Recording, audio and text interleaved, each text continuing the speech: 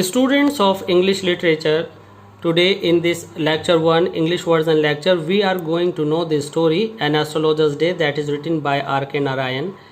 Students, in our introductory lecture, you have come to know who this astrologer was and how he became an astrologer and what were his circumstances. Now, let's know the whole story of this astrologer. Students, we have broken this story in many various paragraphs, and we have given title to each paragraph, and the title of this first paragraph is Appearance and Paraphernalia. Students, we will discuss these two things, and it will be very easy to give you answer that the matter regarding appearance and paraphernalia will be seen from this paragraph. Let's begin.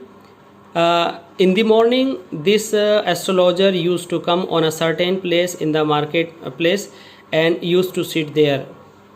He spread his professional equipment before him, which consisted of a dozen cowrie shells, a square piece of cloth with obscure mystic charts, a notebook, a bundle of Palmyra writing. His head was resplendent. This is the appearance of the astrologer, with sacred ash and vermilion. His eyes sparkled with a sharp, abnormal gleam, which was really outcome of the continual searching look for customers. And his simple clients used to come to him by the attraction of his eyes. The power of his eyes was considerably increased because his eyes were placed on the black whiskers and under the painted forehead. In this way, the power of his eyes was increased, and moreover, to crown the effect, he wore a saffron colored turban around his head, and this color scheme never failed, and his customers were attracted to him. Now, students, in second paragraph, let's see his place of business. People were attracted to him as bees attracted to cosmos or dahlia flower stalks. He sat under the boughs of a spreading tamarind, means there was a huge tamarind tree under which he was sitting, which flanked through the town hall park. It was a remarkable place in many ways. A surging crowd was always moving up and down this narrow road morning till night, means this place was always crowded with people. A variety of trades and occupations was represented all along its way. There were so many types of sellers: medicine sellers, seller of stolen hardware and junk and medicines, and above all, an auctioneer of cheap clothes who created enough din means sound all the day, attract the whole town. There was a huge crowd to purchase all these things in that market. Next to him, in vociferous, came a vendor of fried groundnut. There used to come a seller who used to sell groundnuts with a lot of noise, who gave his ware a fancy name each day.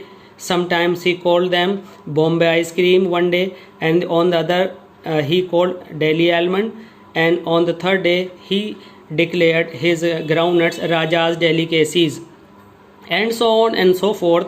And the people flocked to him. A considerable portion of the crowd passed slowly before the astrologer too. The astrologer was doing his business by the light of various sources. There was a light on the pole of the municipal corporation. There was a light in the shops. There was a light on some places who were selling some goods.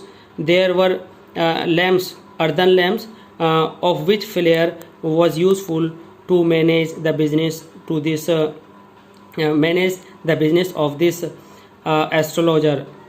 And in this way, there was a crisscross light on his place where he was sitting. Students, actually, this astrologer didn't know anything about his astrology, and he didn't know what to do. By chance, he opted his profession astrology, and even he did knew what is going to happen with him next minute. He was totally unknown about his future. He was as much as a stranger to stars as were his innocent customers. It means he knew nothing about his astrology. Yet he said things which pleased and considered everyone. He knew the art of conversing the people. He attracted them to his words, and they were pleased with him. In this way, he was running his business very well, and his work was based on the matter of study of people's problems, practice, and shrewd guesswork. He guessed the problems of the people and gave solution based on this. All the same, it was much an honest man's labor as any other. He deserved the wages he carried home at the end of the day.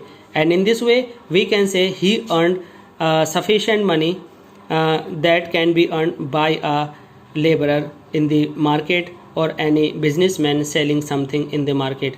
Students, we will come to know the rest of the story, the astrologer's day, in our next lecture. So please keep on watching RSC classes of English language, and please subscribe and like this channel. Thanks.